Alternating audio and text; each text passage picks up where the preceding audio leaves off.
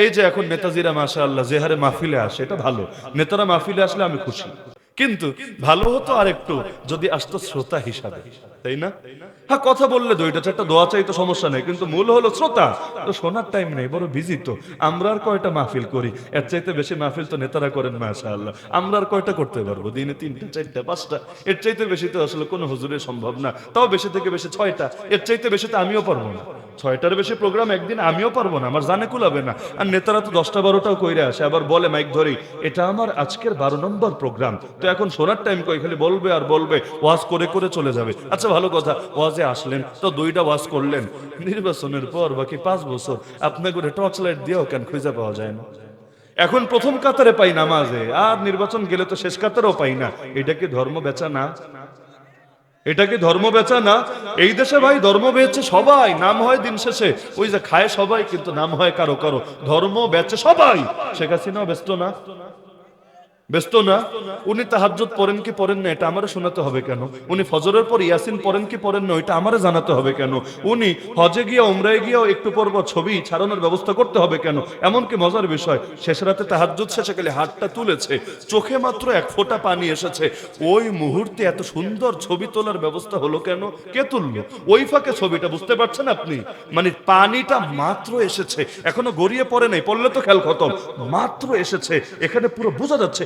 ওই টাইমে ক্লিক, তাও লোকায়া ছবি না, লোকায়া ছবি কিন্তু বোঝা যায় একদম এইচডি কোয়ালিটির, সেই রকম হাই কোয়ালিটির ইমেজ। কি রে ভাই, এই ছবি এই টাইমে আসলো কেন? তাইলে কি চোখের পানিটা আল্লাহরে দেখানোর জন্য না ছবি তোলার জন্য? চিন্তা আসবে না স্বাভাবিক? নাহলে ইবাদত হবে কার জন্য? ইবাদত হবে কার জন্য? আল্লাহর জন্য। এখন তো মুক্ত বাংলাদেশ, স্বাধীন বাংলাদেশ, নতুন বাংলাদেশ, সংস্কার হওয়া বাংলাদেশ। এই বাংলাদেশে আলেমদের সঙ্গে আচরণ করা হলো, কিন্তু আমি চিন্তা করি আলেমদেরকে হয়তো জেলে ভরতে পারে, তাদেরকে ফাঁসিতে ঝোলাতে পারে, তো মানুষের দিল থেকে তাদের বাদশাহী খতম করবে কিভাবে? তো এজন্য আমরা আশা করি, যেহেতু ওলামায়ে কেরাম মানুষের দিলে বাদশাহী করে, 2 দিন আগে বা পরে তাদের ডাকে এই দেশে ইসলামের বিপ্লব হবেই হবে। শুধু নির্বাচন আর শুধু ওই গণতান্ত্রিক সিস্টেমের ক্ষমতা এর দূরই না। আলেমরা যদি ঐক্যবদ্ধ হয়, আমি মনে করি আলেমরা যদি ঐক্যবদ্ধ হয়ে আজ ডাক দেয় চূড়ান্ত বিপ্লবের জন্য, আমি মনে করি অন্তত কয়েক কোটি মানুষ কাফনের কাপড় গায়ে জড়িয়ে রাস্তায় নেমে আসতেও রেডি আছে। হ্যাঁ, বলবেন তাহলে নামে না কেন? নামে না আমাদের কারণে। আমরাই ঠিক হতে পারি না তো, আমরাই সবসময় এক থাকতে পারি না তো, আমরাই মানুষকে সবসময় সঠিক সময়ে সঠিক বার্তাটা দিতে পারি না তো, এজন্য হয় না আর কি। না হলে ইনশাআল্লাহ 2 দিন আগে না হলেও 2 দিন পরে হবে। আমরা যদি ঠিক হয়ে এখানে চূড়ান্ত ডাক, আগের পরের হালকা পাতলা ডাক না, চূড়ান্ত ডাক দিতে পারি, এই দেশের আকাশেও কালেমার পতাকা উড়বে। তো কিয়ামত পর্যন্ত, একদম সৃষ্টির সূচনা লগ্ন থেকে কিয়ামত পর্যন্ত একটা বাস্তবতা হলো, হক আর বাতিলের দ্বন্দ্ব এবং লড়াই চলবে।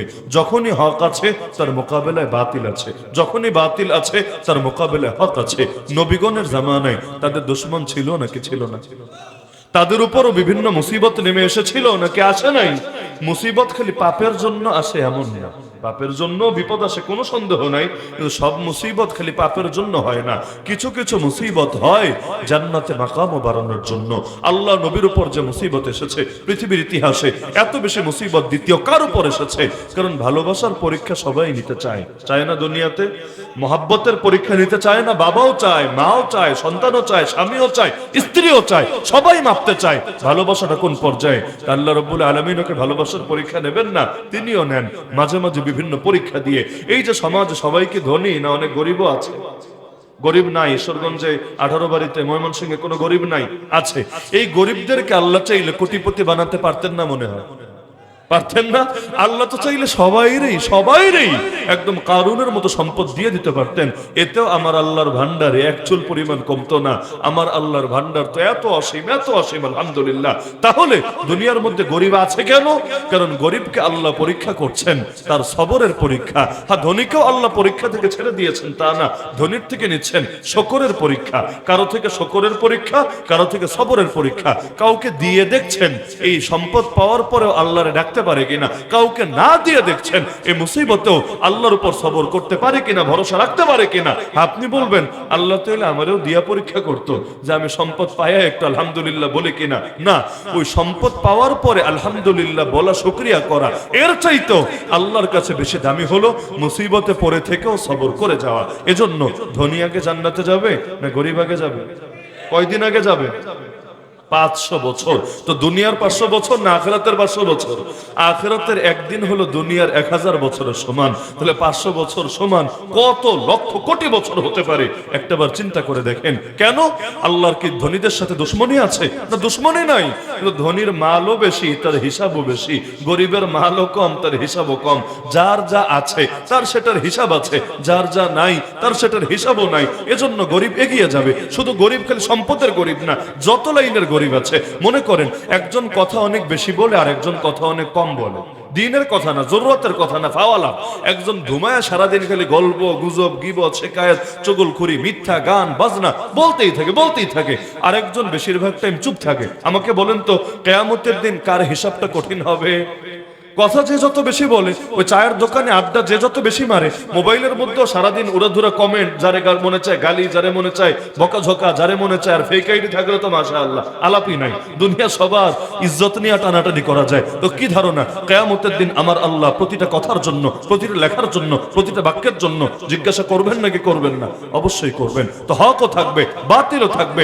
আল্লাহ তাআলা হককে পরীক্ষা করবেন ওই বাতিলের মাধ্যমে, যে হক তুমি এই বাতিল সামনে দেখার পরও তোমার ঈমান অটল থাকে কিনা, অবিচল থাকে কিনা। আরে সুদিনে তো ভাই লোকের অভাব পড়ে না, দুর্দিনে তো লোক তেমন খুঁজে পাওয়া যায় না। দুর্দিনে যারা পাশে থাকে তাদেরকেই তো খাঁটি মুসলমান বলে। মক্কার জামানে মুসলমান কম ছিল, কিন্তু যারা ছিল তাদের ঈমানের সার্টিফিকেট আল্লাহ নিজে দিয়েছেন। এজন্য দেখবেন মদিনায় মুনাফিকের অভাব নাই। প্রচুর মুনাফিক ছিল নাকি ছিল না? উহুদের যুদ্ধে আল্লাহ নবী 1000 জনকে নিয়ে বের হয়েছিলেন, এর মধ্যে 300টাই ছিল মুনাফিক, যারা পালিয়ে গিয়েছিল অবশেষে। তাহলে 1000-এর মধ্যে 300 জন যদি মুনাফিকই থাকে, 1000-এর মধ্যে 300টা যদি মুনাফিকই থাকে, তাহলে মুনাফিকের পরিমাণ কত বেশি ছিল ভাবতে পারেন। অথচ মক্কার বুকে একজন মুনাফিকের নাম আমাকে বলতে পারবেন? একজনেরও না। অথচ নবীজি মদিনায় তো কমই থাকলেন, মক্কায় তো বেশি থাকলেন। 13টা বছর মক্কার বুকে তিনি নবুয়ত পাওয়ার পরেও 13টা বছর কাটালেন। কিন্তু মুনাফিক কেন খুঁজে পাওয়া যায় না? কারণ দুর্দিনে লোক তেমন পাওয়া যায় না। যাদেরকে পাওয়া যায় এক একজন মাশাআল্লাহ মারহাবা। তো যেদিন এই পৃথিবীর বুকে আবার ইসলামের চূড়ান্ত বিজয় হবে, যেদিন এই বাংলার আকাশও কালেমার পতাকা পতপত করে উঠবে, আর সেদিন কি আর আমারে আপনারে লাগবে? সেদিন দেখবেন ওই মুরগি চোরা গরু চোরা টাইপের যে বুদ্ধিজীবী আর বিভিন্ন শাহবাগী আছে, এগুলো পর্যন্ত টকশোতে বসে এমন এমন ডায়লগ আর লেকচার মারা শুরু করবে। আমরাও শুই না, চিন্তা করবো আমরা আর কি রে ভাই, ইসলামের আসল খাদেম মনে হয় ওরাই। এত সুন্দর কথা, ইসলামের এত সুন্দর লেকচার, এগুলো কি আর দ্বিতীয় কেউ দিতে পারবে? এমনকি প্রথম আলোর ডেইলি স্টার তখন দেখবেন এত সুন্দর করে ধর্ম প্রচার করবে, মনে হবে জামানায় জিন্দা হাসান বসরি থাকলে শুধু মনে হয় ওরাই আছে। এটাই বাস্তবতা। যখন ঢেউ যায় যেদিকে, ধান্দাবাজরাও ছোটে সেদিকে। অনেকে 5 বছর পর পর দল পাল্টায় না, 5 বছর পর পর। কেন? তার কাছে ওই 71-এর চেতনাটাও বড় বিষয় না।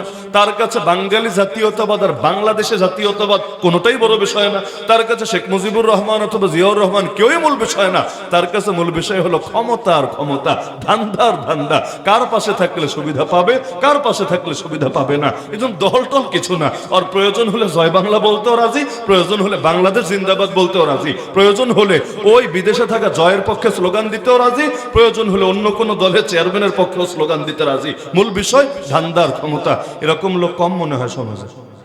এমন ফ্যামিলিও আছে, এক ফ্যামিলিতেই মাশাআল্লাহ 4-5 দলের লোক থাকে। এক ফ্যামিলিতে সুবিধা আছে, দল যেটাই ক্ষমতায় আসুক সমস্যা নাই, এই ফ্যামিলির লোকেরা নিরাপদ থাকবে। কারণ ভাই কি আর ভাইয়ের দুশ্মন হবে?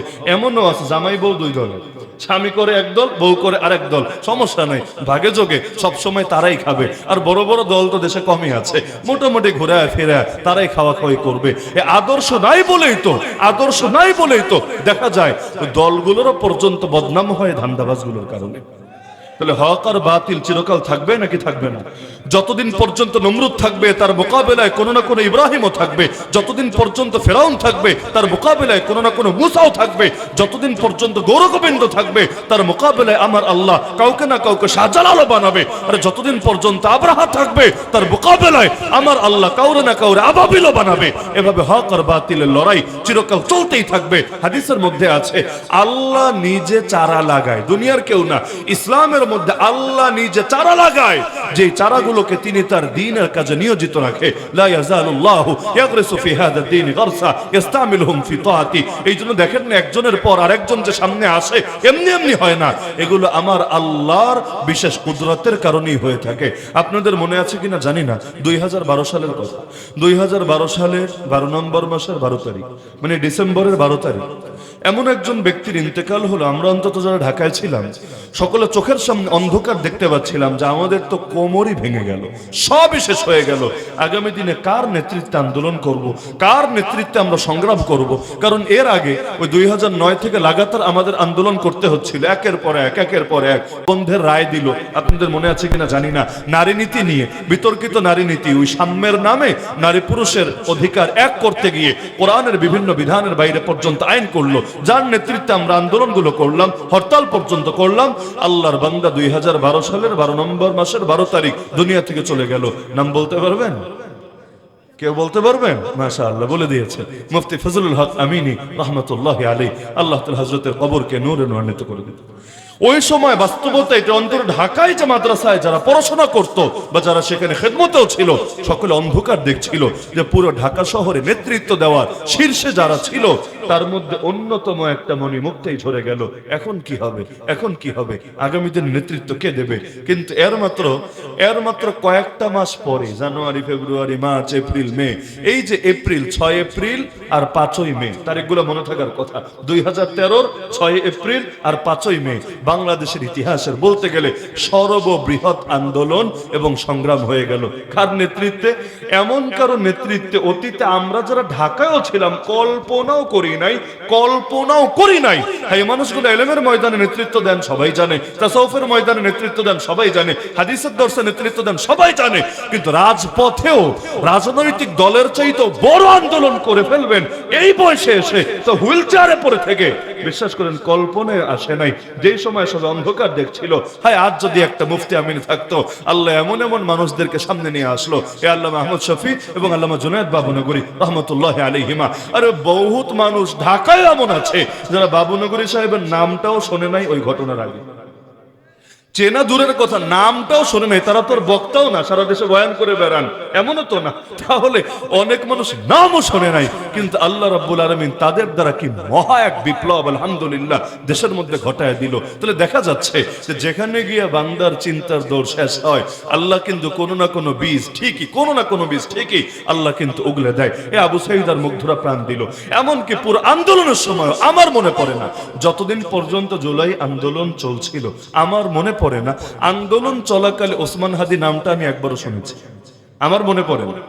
শেখ হাসিনা দেশ ছাড়ার আগ পর্যন্ত ওসমান হাদি নামটা একবারও শুনেছে বলে আমার মনে পড়ে না। আন্দোলন ছিল, শরীফ ওসমান হাদি আন্দোলন ছিল, কিন্তু মূল নেতৃত্বে ছিল না। কিছু কিছু এলাকায় ছিল, ওই যেই সাইডে ছিল তার সাথী যারা আন্দোলনে শরীক ছিল আমাদের একাধিক পরিচিত জন আছে, তো তারাও তাকে এলাকার তাদের সাথে আন্দোলনের একজন সহযোগী হিসাবেই জানতো, জাতীয় নেতা অথবা জাতীয় লিডার এই হিসাবে চিনত না। কিন্তু যখন দেখা গেল আন্দোলন শেষ হলো, এমনকি আন্দোলনের নেতৃত্ব দেওয়া কিছু মানুষও ধান্দাবানি শুরু করে দিল, পকেট ফুলতে লাগলো, অনেকে বিভিন্ন ভাবে ঘরোয়ারি সুন্দর সুন্দর ধান্দাবাজিও করতে লাগলো। হঠাৎ করে কোত্থেকে সামনে আসলো, মানুষ অবাক, না মাশাআল্লাহ অনেক ভালো কথা বলছে, অনেক জাগরণ ঘটাচ্ছে, হঠাৎ এমপি পদেও দাঁড়ায় গেল, মানুষ অবাক। আরে এমন এমপি হওয়ার লোক বাংলাদেশে আছে ফজরের নামাজে গিয়ে ক্যাম্পেইন করে। এই দেশে আমার মনে পড়ে না এরকম ইতিহাস জীবনে কোনোদিন শুনেছি। ফজরের নামাজ যেটা সবচেয়ে জটিল নামাজ বাঙালির জন্য জুম্মা সমস্যা নাই, মাগরিব জোহর এগুলো সমস্যা নেই, তো ফজরের নামাজ মাশাআল্লাহ, অনেক দাড়িওয়ালা লোকও ঠিকভাবে পড়ে না, এটাই বাস্তবতা। ওই ফজরের নামাজে মসজিদে গিয়ে শুধু নামাজ পড়া না, ক্যাম্পেইন করা, এটা আমার কাছে যেন তেন ব্যাপার মনে হয় নাই। দিলে যদি কোরআনের মহব্বত নাই থাকে, আরে ছোটবেলায় যে মাদ্রাসায় পড়েছে, হাফেজ সাহেব হওয়ার চেষ্টা চালিয়েছে, তো ওই মহব্বত গুলো যদি পরে কাজ না থাকে, এমনি এমনি হয় না। তো দেখা গেল এই আল্লাহর বান্দা আলহামদুলিল্লাহ কোত্থেকে আসলো, এসে মানুষের দিল জয় করে নিল, অবশেষে দুনিয়া থেকে চলেও গেল। জ্বলে ওঠার আগেই কেমন যেন নিভে গেল। আপনার কি ধারণা আগামী দিনে আর কেউ প্রতিবাদ করবে না? আগামী দিনে আল্লাহ রাব্বুল আলামিন আর কাউকে শূন্যতা পূরণের জন্য দাঁড় করাবে না। আরে আমরা তো কিছুই না। ইসলামকে বিজয়ী করার দায়িত্ব তো নিয়েছেন স্বয়ং আল্লাহ, ইনসাফকে বিজয়ী করবেন স্বয়ং আল্লাহ।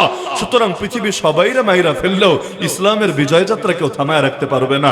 আল্লাহ এমন কাউরে দাঁড় করায় দিবেন কল্পনাও করতে পারবে না। আরে কে ভেবেছিল যেই ফেরাউন এত খারাপ, ওই ফেরাউনের বউ এমন ভালো মুসলমান হবে, কোরআনে পর্যন্ত খালি তার নামই আসবে না, তার কথাই আসবে না, বরঞ্চ কিয়ামত পর্যন্ত সব ঈমানদারদের জন্য আমার আল্লাহ তার একটা মডেল বানায় দিবে। মডেল অদরাবাল্লাহু মাসালাল লিল্লাযিনা আমানু ইমরাত ফিরআউন। কে ভেবেছিল যে ওমর নবীর কল্লা কাটতে বের হবে? যেই সাহস তখন আবু জাহালও করে নাই, যেই কাজ তখনও আবু লাহাবও করে নাই।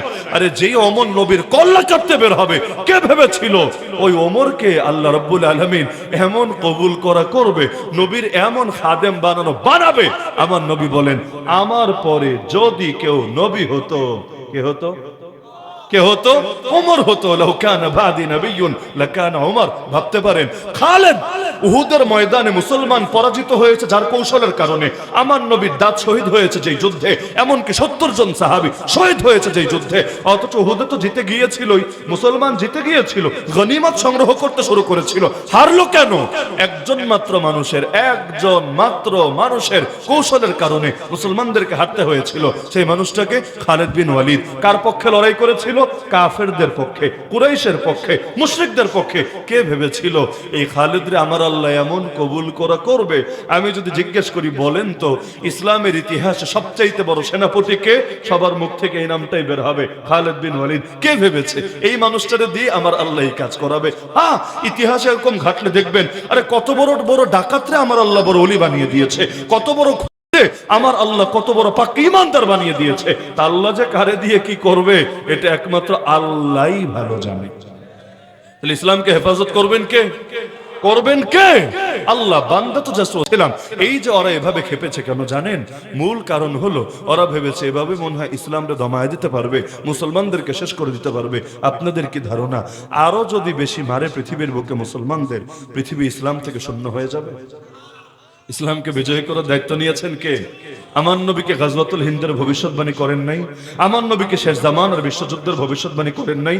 আমার নবীকে ইমাম মাহদির কথা, নবী ঈসার কথা, দাজ্জালের কথা বলেন নাই? আমার নবীকে পৃথিবীর প্রতিটা ঘরে ঘরে ইসলাম বিজয়ী হবে এই ভবিষ্যৎবাণী করেন নাই? আমাদের মন ভাঙার কি আছে? ইসলাম বিজয়ী করার দায়িত্ব যদি আল্লাহ নেন আর বাস্তবেই বিজয়ী হবে এই ভবিষ্যৎবাণী যদি নবী করে দেন, তাহলে আমারও লাগবে না, আপনারও লাগবে না। আল্লাহর দিন আল্লাহ বিজয়ী করে ছাড়বেই ছাড়বে। যারা এই বিজয়ের পক্ষে থাকবে আল্লাহ তাদের মাথা উঁচু করে দিবে, যারা বিপক্ষে থাকবে আল্লাহ ওদেরকে পৃথিবীর বুকেও কলঙ্কিত করে ছাড়বে। মির্জাফর মির্জাদেররা কয়দিন আর মজা নেয়, এরপর পৃথিবীর বুকেও তাদেরকে কলঙ্কিত হতে হয়। ইসলামও বিজয় হবে, দুদিন আগে হোক আর দুদিন পরে। অনেক কিছুই তো সম্ভব মনে হয় না। জুলাই মাসে কয়জন ভেবেছিল ঘরের মেয়ে পরের কাছে এভাবে পালাবে? দুপুরের লাঞ্চ রেডি, খাবারটা পর্যন্ত রেখে এভাবে দৌড়ের উপর থাকবে। এমনকি জাতির উদ্দেশ্যে একটা শেষবারের মতো টাটা গুড বাই এটা পর্যন্ত দিয়ে যেতে পারবে না। এমনকি ফ্রিজে ইয়া বড় বড় মাছ, মাশাআল্লাহ মারহাবা, একবার 7টা চেকও দিয়ে যেতে পারবে না। এমনকি বেডরুমের জামা কাপড়টা একটু গুছায় নিতে পারবে না। এভাবে হঠাৎ করে তারে আকাশে চক্কর খেতে খেতে, তাও জায়গা হবে কি হবে না, জায়গা হবে কি হবে না। কারণ আগেই তো বলেছি সুদিনে লোকের অভাব থাকে না, দুর্দিনেও প্রেম ভালোবাসা মহব্বত কদ্দুর কাজ করবে ওইটা তো আগ থেকে অনুমান করা যায় না। যদিও আগে বলতো মাঝে মাঝে, যদিও বুঝে আসতো না, বলতাম ইন্ডিয়াকে এত কিছু দিয়েছি ওরা চিরকাল মনে রাখবে। ভাবতাম কি না কি দিছে, এইটা চিরকাল কিল্লেগা মনে রাখবে। কিন্তু না, আলহামদুলিল্লাহ সদা সত্যবাদী সত্য কথাটাই বলেছে। আসলে কি যে দিয়েছে, এমন কিছু দিয়েছে ক্ষমতায় যাওয়ার পরেও পরম যতনে আগলে রেখেছে। এই মহব্বত কি কোটি টাকা দিয়ে কেনা সম্ভব? কি যে দিয়েছে আল্লাহই ভালো জানে। তো এখন এই যে দেখা যাচ্ছে দুনিয়ার বুকে এই যে হালতটা ঘটল, আর কয়দিন আগে কে ভেবেছে অনেক কিছু এমন যেটা মানুষ ভাবতে পারে না। আগামীতে ইসলাম বিজয়ী হবে বাংলাদেশে কয়জন ভাবতে পারছে? কিন্তু আপনাদের কি ধারণা হবে নাকি হবে না? আল্লাহ নবীকে পাঠিয়েছেন ইসলামকে বিজয় করার জন্য। হর জামানায় আল্লাহ নবীর যোগ্য উত্তরসূরি পয়দাই করে দেন ইসলামকে বিজয় করার জন্য। সুতরাং করেন মূলত আল্লাহ, আমরা জাস্ট ওসিলা। সব কথার মূল কথা কি? মূল কথা হলো আল্লাহ যেহেতু করবেনই করবেন। যেমন দুনিয়াতে মানুষ আসে, মানুষকে সৃষ্টি করেন কে? আল্লাহ। রিজিক দেন কে?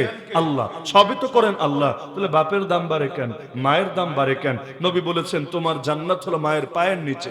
বাপের সন্তুষ্টির মাঝে রবের সন্তুষ্টি, বাপের অসন্তুষ্টির মাঝে রবের অসন্তুষ্টি। কেন বাপের দাম কেন? মায়ের দাম কেন? সব তো আল্লাহই করেছেন। আসলেই রিজিক তো আল্লাহই দিয়েছেন, বাপ খাওয়ায় নাকি? আরে বাপ কেমনে খাওয়াবে? খাওয়ান তো আল্লাহ। তাহলে বাপ মায়ের দাম বাড়লো কেন? জবাব একটা, কারণ বাপ মা হয়েছে ওসিলা, করেছেন আল্লাহ, কিন্তু তারা হয়েছে ওসিলা। যারা ওসিলা হয় তাদের কপাল খুলে যায়, আলহামদুলিল্লাহ। তাহলে আল্লাহ জমিনের বুকে ইসলাম বিজয়ী করবেন, কিন্তু ওসিলা হিসাবে কাউরে না কাউরে বেলাল বানাবেন, কাউরে না কাউরে সুমাইয়া বানাবেন, কাউরে না কাউরে খালিদ বিন ওয়ালিদ বানাবেন। আরে যে এটা হতে পারবে সে ওসিলা হওয়ার কারণে তারও কপাল খুলে যাবে ইনশাআল্লাহ। সুতরাং আপনাদের সকলের থেকে আমার চাওয়া একটা, রাত বেশি তো অত লম্বা আলাপের দরকার নেই, চাওয়া আমার একটা, সেটা হল ইসলামকে তো বিজয়ী করবেন আল্লাহ, আপনার ওসিলা হতে রাজি আছেন তো ইনশাআল্লাহ? ওসিলা ওসিলা ওসিলা আপনি না হলে আল্লাহ ল্যাংড়া মশাকেও বানাতে পারেন, আপনি না হলে আল্লাহ আবাবিলও পাঠাইয়া দিতে পারেন, আপনি না হলে আল্লাহ ফেরেশতা দিয়েও কাম ঘটাইয়া দিতে পারেন, আপনি না হলে ভূমিকম্প দিয়ে, করোনা দিয়ে, এমনকি দিয়ে আরো কত কিছু দিয়ে আমার আল্লাহ এলাকার পর এলাকা তছনছ করে দিতে পারেন। এই পুরো বাংলাদেশ ধ্বংস করতে আমার আল্লাহর কয়দিন লাগবে? কয়দিন লাগবে? পুরো বাংলাদেশ কেন, পুরো দুনিয়ারে শেষ করে দিতে আমার আল্লাহর কয় হাজার বছর লাগবে? এক সেকেন্ডও লাগবে না, কোনো ফেরেশতার সাহায্য লাগবে না, খালি বলবে, বলতে দেরি, এটা বাস্তবায়ন হতে দেরি না। সবাই তো টিকে আছে ভাই খালি আল্লাহর করুণার উপরে, কিন্তু ওই আল্লাহ মাঝে মাঝে ঢিল দেয়, ছাড় দেয়, এটারে বান্দা ভেবে বসে আল্লাহ তো মনে হয় ছেড়েই দিয়েছে, কিন্তু আমার আল্লাহ ছেড়ে দেয় না, সাময়িক ছাড় দেয়, যখন ধরে এমন ধরে বান্দারা পালানোর জায়গাও থাকে না। সুতরাং সকলে আল্লাহর দিন বিজয়ের ওসিলা হতে রাজি আছেন তো ইনশাআল্লাহ? এজন্য আমার ছোট ছোট কয়েকটা পরামর্শ। এক নম্বর পরামর্শ হলো রাষ্ট্রীয়ভাবে ইসলাম বিজয় কইরেন, কিন্তু সবার আগে নিজের ভেতরে তো অন্তত ইসলামটারে বিজয়ী করেন। রাষ্ট্রে ইসলাম বিজয়ী করতে নয়তো আপনার অনেক বাধা। কেন? আপনি ক্ষমতায় আসতে পারছেন না, সবাই আপনার কথা শুনছে না, সবাই আপনার সালাম দিচ্ছে না, প্রশাসন আপনার কথা উঠবস করছে না, মানলাম অনেক বাধা। 3.5 হাত বডির মধ্যে ইসলামকে বিজয়ী করতে কি বাধা? এই যে আপনি ফজরের নামাজটাই পড়েন, এই যে আপনি ফজরের নামাজটাই পড়েন না, নামাজ কাজাও করেন না, রমজানের রোজাও ঠিকভাবে রাখেন না, হালাল হারামটাও মেনটেন করেন না, সুদী ব্যাংকের চাকরিও ছাড়েন না, সমিতির সুদও বন্ধ করেন না, জুয়া খেলা থেকে নিজেরা ফিরান না, বিড়ি সিগারেটের লোভ ছাড়তে পারেন না, সামনে দিয়ে সুন্দরী একটা হেঁটে গেলে চোখটারে আর বাঁচাতে পারেন না, মোবাইলে আলতু ফালতু দৃশ্য দেখা থেকে নিজেরা সবর করাতে পারেন না, এমনকি মুখের মধ্যে দাড়িটা পর্যন্ত রাখেন না, গায়ের মধ্যে সুন্নতি জামাটা পর্যন্ত পরেন না। কেন? এখানে আমেরিকা বাধা দিয়েছে না ইন্ডিয়া দিয়েছে? পৃথিবীর কে দিয়েছে? আমরা বলেন না। বাস্তবতা হলো আপনার দিল এখনো তৈরি হয় নাই আপনার 3.5 হাত বডিতে ইসলাম বিজয় করতে, তো নিজেরা দিয়ে আনা শুরু করতে হয় আগে। আরে দেশ পরিবর্তন পরে শুরু করতে হয় নিজেকে দিয়ে আগে। নিজেরা যদি ঠিক করতে পারেন, গোটা দেশে যদি ইসলাম বিজয় দেখে যেতে নাও পারেন, আল্লাহ আপনার জান্নাত দিয়ে দিবে। সুমাইয়া রাদিয়াল্লাহু আনহা মক্কার যুগে শহীদ হন নাই? ইসলামের বিজয় দেখে যেতে পেরেছেন? পারেন নাই। মদিনা দেখা তার কপালে হয় নাই, এর আগেই শহীদ হয়েছেন। আমারে পারলে একজন বলেন তো সুমাইয়ার দাম কম, সুমাইয়ার মান কম কেন? উনি তো 5 ওয়াক্ত ফরজ নামাজ ওইটাও দেখে যেতে পারে নাই, রমজানের ফরজ রোজা ওইটাও দেখে যেতে পারে নাই, ফরজ হজ ওইটাও দেখে যেতে পারে নাই, ফরজ যাকাত ওইটাও দেখে যেতে পারে নাই, পর্দার বিধান ওইটাও দেখে যেতে পারে নাই, মদ নিষিদ্ধের বিধান ওইটাও দেখে যেতে পারে নাই, জিহাদ খেলাফত তাও দেখে যেতে পারে নাই। কিন্তু নিজেকে আল্লাহ তখনো পর্যন্ত ইমানের যে বিধান দিয়েছেন ওইগুলোর ক্ষেত্রে কোনো ত্রুটি রাখেন নাই। ইমানের উপরে এমন উঠেছেন, জান দিয়েছেন, তবু আদর্শ বিসর্জন দেন নাই। আমার আল্লাহ তারে জান্নাত দিয়ে দিলেন। তাহলে ইসলামরে বিজয়ী করতে হলে সবার আগে নিজেরা দিয়ে শুরু করা দরকার না? সবার আগে নিজেকে দিয়ে শুরু করা দরকার না? কারণ এখানে ওজন নাই তো। মাথায় রাখেন, সাধ্যের বাইরে বোঝা আল্লাহ চাপায়া দেয় না, কিন্তু যতটুকু সাধ্যে আছে আল্লাহ ছাড়ও দেয় না। আবু তালেবের সাধ্যে ছিল কালেমা পড়া, কোনো সমস্যা আছে নাকি কালেমা পড়তে? পরে নাই, আমার আল্লাহ জাহান্নামে বানায় দিলেন। অথচ বিশ্বাস করেন আমার সামনে যত হাজার মানুষ বসে আছেন না, আপনারা প্রত্যেক ইসলামের জন্য যা যা করেছেন, যা যা আমি সহ সকল ইসলামের জন্য যা যা করেছি, সব যদি এক পাল্লায় উঠাই, আর আবু তালেব একা আমার নবীর জন্য আর এই দ্বীনের জন্য যা করেছে ওইটা যদি আরেক পাল্লায় রাখি, আমি দায়িত্বের সাথে বলছি, দায়িত্বের সাথে, আবু তালেবের পাল্লা ভারী হবে, আমাদের সবার পাল্লা হালকা হবে। এমন এক সময় নবীর সঙ্গ দিয়েছে, আমি হলেও পারতাম কিনা সন্দেহ আছে। ভাবতে পারেন 3 বছরের বেশি আমার নবী জেলে, তো জেলের চাইতেও খারাপ অবস্থায়। জেলেটাও তো খাবার দাবার আছে, ওইখানে তো খাবারও দেয়নি, কেনারও ব্যবস্থা ছিল না। এখন তো জেলে ক্যান্টিনও আছে, জেলে ক্যান্টিনও আছে, পিসি বলে প্রিজন ক্যান্টিন, ক্যান্টিনও আছে। কিন্তু আমার নবীর কি ছিল? গাছের পাতা খেতে হয়েছে।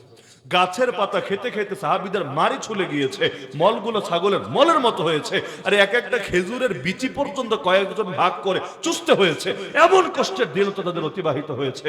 আমাদের আলেমরা জেলে গেলে আমরা তো তাদের জন্য দোয়াটাও ঠিকভাবে করি না, দেখতেও তো যাই না, 2টা পয়সা দিয়ে জেলে সাহায্যও তো করি না, ফ্যামিলির খোঁজটাও তো রাখি না। অথচ আমার নবী যখন 3 বছরের বেশি জেলে, আবু তালেব এই অমুসলিম নেতা, এই মুশরিক নেতা, আমার নবীর এখানে দূর থেকে দেখেছে তা না, নিজেও পুরো টাইম জেল খেটেছে, অথচ তার খাটার কোনো দরকার ছিল না। সে কিন্তু আসামি না, সে কিন্তু অপরাধী না, নবীকে তো ইসলামের জন্য ঢোকানো হয়েছে, তারে কি? তো নিজেও থেকেছে পুরো বংশের সবাইরে নিয়ে। এটা বলা সহজ, বলা সহজ, একবার কল্পনা করে দেখেন। বাংলাদেশে যদি আপনারা একটা কাজ করতেন, কি জানেন? যখন আমাদেরকে ধরে জেলে ভরলো, আমাদের বাদ দেন, আমারে বাদই দেন, বাকি 3000 আলেম তালিবুলকে নিয়ে যখন জেলে ভরলো, যার মধ্যে দেশের শীর্ষস্থানীয় আলেমরা আছে, নাই? নাই আছে, আমাদের বাপের বয়সে মুরব্বীরাও আছে। তাদেরকে নিয়ে যখন জেলে ভরলো, আপনারা যদি এক দফা এক দাবি নিয়ে মাঠে নামতেন যে আলেমরা থাকবে জেলে, আমরা থাকবো ঘরে, এটা হতে পারে না। কষ্ট করলে সবাই করব, সুখে থাকলে সবাই থাকবে, তো মাথাকে বাদ দিয়ে দেহ ভালো থাকতে পারে না। সুতরাং তোমরা হয়তো আলেমদেরকে আমাদের কাছে ফিরিয়ে দিবা, নাহলে আমাদেরকেও তাদের কাছে নিয়ে যাবা, বাস হিসাব সহজ। তোমাদের জেলে কত জায়গা আছে আমরা দেখতে চাই, তোমাদের বন্ধুকে কত আছে আমরা গুনতে চাই। এভাবে এক দফা এক দাবি নিয়ে সব মুসলমান লাগবে না, অর্ধেক, আচ্ছা অর্ধেক বাদ দেন, অর্ধেকের অর্ধেক, আচ্ছা অর্ধেকের অর্ধেকও বাদ দেন, তার অর্ধেক, তার অর্ধেক, তার অর্ধেক, তাও যদি রাস্তায় নামতো, সরকার বাপ দায়ীকে আলেমদের ছেড়ে দিতে বাধ্য হতো। কিন্তু জেলে তো দেখতেও যায়নি, কোর্টে তো একবার সালাম দিতেও যায়নি। এটাই তো বাস্তবতা। বিপদে পড়লে কেউ থাকে না, আর সুখের দিনে লোকের অভাব পড়ে না। অথচ আবু তালেব ওই দুর্দিনেও নবীর সঙ্গ ছাড়ে নাই। কিন্তু যখন মরবে, নবী বোঝাচ্ছে, চাচা একটাবার, মাত্র একটাবার খালি কালেমাটা পড়েন, দায়িত্ব নিচ্ছি, আল্লাহর কাছে আপনার জন্য সুপারিশ করব। আরে ভাই, এই গ্যারান্টি আমি পাই গেলে আর লাগে কি জীবনে? নবী সুপারিশ করবে, আর কিছু লাগে জীবনে? আর কিছু লাগে? আমার নবীর দোয়া কবুল নাকি কবুল না? তো নবী যদি সুপারিশ করে আর কোনো টেনশন আছে নাকি? নবী দায়িত্ব নিচ্ছে, চাচা সুপারিশ করবো আপনার জন্য। কি কপাল আবু তালেবের! কিন্তু পড়লো না কেন? আবু জাহাল কানের কাছে ফিসফিস করে বলে, বেটা বুইরা, সারা জীবন থাকলি বাপদাদার ধর্মের উপরে, এখনই পিচ্চি পোলাপানের কথায় যদি ধর্ম পাল্টাস, মান ইজ্জত কিছু থাকবে? মরার পর লোকে কি বলবে? ওই মরার পর লোকে কি বলবে, পাছে লোকে কি না বলে, ওই চিন্তায় বুঝলো ঠিকই, কিন্তু মরার আগে বইলা গেল, আচ্ছা আমি জাহান্নামরেই প্রাধান্য দিলাম শরমের উপরে, শরম পাইতে রাজি না, আমি শরম নিব না, এজন্য জাহান্নামে যাওয়া লাগে যাইতে রাজি আছে। নাউযুবিল্লাহ মিন যালিক। এই যে জেনে বুঝে সাধ্যে থাকার পরেও কালেমা পড়লো না, পরিণতি সবার জানা। অপরদিকে বাদশা নাজাশী, নাম শুনেছেন? আফ্রিকার ইথিওপিয়া, আরবিতে বলে হাবাসা, ওই হাবাসার দেশের বাদশা ছিল বাদশা নাজাশী। নবী যার দেশে মুসলমানদেরকে পাঠিয়েছিলেন নিরাপত্তার জন্য, ইনসাফকারী বাদশা ছিলেন। আগে ছিলেন খ্রিস্টান, আমার নবীরে চেনার পর কালেমা পরে হয়ে গিয়েছিলেন মুসলমান। উনি যখন মারা যান, নবম হিজরির কথা, নবম হিজরি রজব মাস, মানে রমজানের মাত্র 2 মাস আগের কথা, রজব মাস, তিনি যখন মারা যান, ওই দেশে এমন কেউ ছিল না তার জানাজা পড়বে, কেউ ছিল না তার জানাজা পড়বে। আল্লাহ নবী নিজে তার গায়েবানা জানাজা পড়িয়েছে। যদিও দেখতে গায়েবান, আসলে হাজেরা। বলবেন কিভাবে? আমার নবীর অনেক মুআজিজা ছিল, জানেন কি না? আমার নবী জমিন থেকে ইশারা দিতেন, চাঁদ 2 টুকরা হয়ে যেত। আমার নবী ইচ্ছা করতেন, রব্বুল আলামিন চাইলে ওই মুহূর্তের মধ্যে জিবরিল আমিনকে আসমান থেকে ওহী দিয়া পাঠিয়ে দিত। আমার নবী রাতে সামান্য সময় মসজিদে হারাম থেকে মসজিদ আকসা হয়ে সিদরাতুল মুনতাহা অতিক্রম করে 7 আসমান মারিয়ে আবার উম্মে হানির ঘরে ফিরে আসতো। এমন অনেক মুআজিজা নবীর ছিল, জানেননি আপনারা? ওই নবীরই আমার আল্লাহ একটা মুআজিজা দিয়েছিল। নাজাশী মরেছে এত দূরের দেশে, কেউ নাই তার জানাজা পড়বে, কেউ নাই সেখানে। নাজাশী মুসলমান, অন্যরা তো মুসলমান না। আমার আল্লাহ আমার নবীর এমন মুআজিজা দিল, সামনের সব দূরত্ব, 1000 মাইলের দূরত্ব মুহূর্তের মধ্যে নাই হয়ে গেল। লাশ নবী সামনে থাকলো, আল্লাহ নবী মদিনা থেকে তার জানাজা পড়ায় দিল।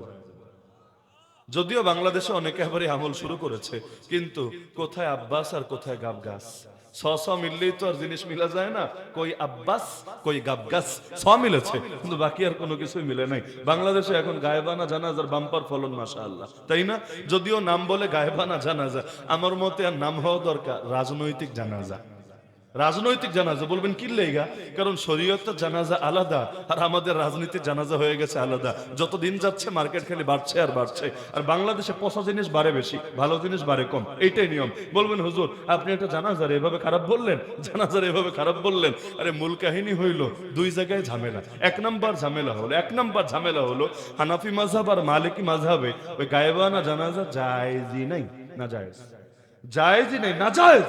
বলবেন তো বাকি দুই মাযহাবে তো জায়েজ আছে। আচ্ছা, ওই আলাপে যাওয়ার আগে একটা বলি, আপনি ভাই কোন মাযহাবের ওইটা একটু ক্লিয়ার কইরা নেন আগে। যদি বলেন সুবিধাবাদী মাযহাবের, তাইলে আর আলাপ নাই, দ্বিতীয় পয়েন্টে যেতে পারি। সুবিধাবাদী মাযহাবের মানে কি? হুজুর সুবিধা যখন যেদিকে আমিও আছি সেদিকে, কোনটা কোন ইমামের কথা, কোনটা কোন হুজুরের কথা, এটা বিষয় না। ওই রাজনীতির মতো আর কি, প্রয়োজন হলে আমি শেখ মুজিবের সৈনিক, প্রয়োজন হলে আমি জিয়াউর রহমানের সৈনিক, আমার কাছে লোক বিষয় না, সুবিধা ঠিক থাকলেই মাশাআল্লাহ। এরকম কিছু লোক আছে না? আচ্ছা, তারপর যদি বলেন আচ্ছা মাযহাব বাদই দেন, বাকি দুই মাযহাবের ব্যাপারে কি বলবেন? আমি বলবো শাফিঈ মাযহাব আর হাম্বলি মাযহাব বলেছে জানাজার নামাজ গায়েবানাও জায়েজ আছে, জায়েজ আছে। তবে কোন ক্ষেত্রে জায়েজ, কোন শর্তমর্ত নাই নাকি, সব ক্ষেত্রে জায়েজ। এটার ব্যাখ্যা আবার ইমামরা দিয়েছেন, ইমাম আবু দাউদ, ইমাম খাত্তাবী, ইমাম ইবনে তাইমিয়া, ইমাম ইবনুল কাইয়িম রাহিমাহুমুল্লাহ, আরো বহু ইমাম ব্যাখ্যা দিয়েছে যে এটা ওই ক্ষেত্রে জায়েজ যখন কেউ মারা যাবে এমন কোন দেশে, ওই নাজাশির মতো, যেখানে তার জানাজা পড়ার কেউ নাই। তো কেউ নাই, অথচ জানাজার নামাজ ফরজে কিফায়া না? কেউ যদি না পড়ে সবার পাপ হয় না? কেউ না কেউ পড়ে নিলে আবার সবার হক আদায় হয়ে যায়। ওর দেশে কেউ নাই, কেউ নাই, জানাজার কি হবে? ওই দুই মাযহাবে বলা হয়েছে এমন কোন হালতে পড়লে ঠিক আছে, তোমরা তোমাদের দেশ থেকে জানাজা পড়ে দিও, এরপর ওরে দাফন করে দিল, জানাজার হক আদায় হয়ে যাবে। বাংলাদেশে এইরকম হালত এসেছে, তাই না? এমন দুর্দিন এসেছে যেখানে জানাজা হয় না। উল্টা আজীব এক ব্যাপার স্যাপার রে ভাই, এক জানাজা কয়বার যে পরে হিসাবে নেই। জানাজা হয়েছে, লাখ লাখ লাখ লাখ মানুষ মিলে জানাজা পড়েছে, এরপরও তার পড়া লাগবে। লাশ কবরে দাফন হয়েছে, 2 দিন চলে গেছে, তাও তার পড়া লাগবে, চলতেই থাকবে, আনলিমিটেড। তো কিয়ামত পর্যন্ত জানাজার নামাজই পড়। ফরজ নামাজও লাগবে না, আসরও লাগবে না, জোহরও লাগবে না, ফজরও লাগবে না, কিছু লাগবে না, সব বাদ দিয়ে সারা বছর গায়েবানা জানাজাই পড়। এমনকি মজার বিষয় কি জানেন? ওসমান হাদি ভাই মারা গেলেন না, শহীদ হলেন, এরপর এমন ঘটনাও ঘটেছে বাংলাদেশে, আমি নামটা নিতে চাই না, এক ব্যক্তি 2 বার গায়েবানা জানাজা পড়িয়েছে।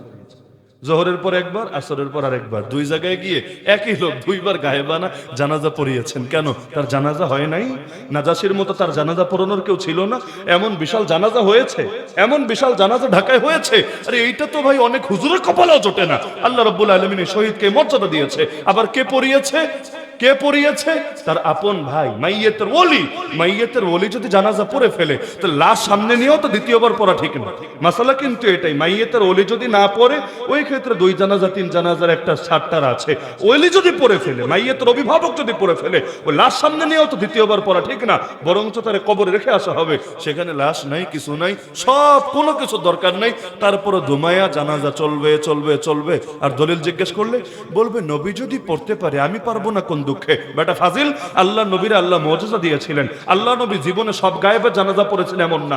নবী জামানে এক নাজাশী খালি দূরে মরেছে এমন না, আরো বহুজন মরেছে, কারোটা তো পড়লো না। আচ্ছা, নবীর পরে আবু বকর, ওমর, ওসমান, আলী রাদিয়াল্লাহু আনহুম 30 বছর খলিফাগিরি করলো, একজনও তো পড়লো না। এমনকি পরবর্তীতে আমির মুয়াবিয়া পড়লো না, হাসান রাদিয়াল্লাহু আনহু পড়লো না, কেউ তো পড়লো না। একদিনের একটা ঘটনা যেটা নবীর শান, ওইটাই তোমার পছন্দ হয়ে গেল। তা আগামীতে 11টা বিয়া কইরাও কি বলবা এটা নবী করেছে তাই আমি করলাম? কেন? এটা নবীর শান, এটা তোমার মনে থাকে না? 2 দিন পর নিজেরকে আবার মেরাজ করনেওয়ালাও দাবি করবা। 3 দিন পর ওই চাঁদের দাগ, এটা তোমার আঙ্গুলের ইশারা হয়েছে, এটাও কি দাবি করবা? 4 দিন পর বাংলাদেশের নদী নালার যত পানি সব তোমার আঙ্গুল থেকে বের হয়েছে, ওইটাও কি দাবি করবা? ইসলামের একটা শেষ থাকা দরকার। ইসলামের নামে এগুলো করা দরকার কি? এমনকি ধর্মের নিজের নফসের মতো ব্যবহার করে রাজনৈতিক সুবিধা নেওয়ার দরকারটা কি? রাজনীতি করতে চাইলে ইস্যুর অভাব আছে? রাজনীতি করতে চাইলে ইস্যুর অভাব আছে? কত ইস্যুই তো ভাই প্রতিদিন সামনে আছে। এই যে গতকাল আমাদের একজন আলেমকে হাদিসের মসনদ থেকে উঠিয়ে নিয়ে গেল জেলে, যেটা আমি একটু আগেও শোনালাম। ওনার জন্য কয়জন বিবৃতি দিয়েছেন? ওনার জন্য কয়জন প্রতিবাদ করেছেন? কেন? উনি আপনার দল করে না বলে, উনি আমার দল করে না বলে। আপনার বললে আবার ভাববে আমি কাউর ইন্ডিকেট করছি না, আমারই বললাম, উনি আমার দল করে না বলে চুপ থাকতে হবে, আমার দল করে না বলে হাত গুটিয়ে বসে থাকতে হবে। তো দুদিন পর আপনার উপরও যখন আঘাত আসবে, মানুষ আপনি কে এটা দেখার আগে আপনার দল দেখবে। দলমতের ঊর্ধ্বে উঠে বিপদে মানুষের পাশে দাঁড়াতে হবে। কিন্তু জাতিগত একটা খাসলত আছে, দাঁত থাকতে দাঁতের কদর করি না, দাঁত পড়ে গেলে আফসোসের আর শেষ থাকে না। এটাই কিন্তু এই জাতির বাস্তবতা। ওসমান হাদি থাকতে কদ্দুর কদর হয়েছিল, গালি খায় নাই, কমেন্টের মধ্যে গালি খায় নাই, বিভিন্ন মানুষের হুমকি ধমকি খায় নাই, এমনকি অনেকে তারা কাফেরও ফতোয়া দেয় নাই। এখন তারাও কিন্তু তারা নিয়ে চেতনা ব্যবসা করে। সিস্টেমে এইটাই এই দেশে। সুতরাং রাজনীতি করবেন করেন, রাজনীতির এইসব শেষ নাই। আল্লাহর রাস্তায় ধর্ম নিয়ে ফাইজলামি করতে যায় না।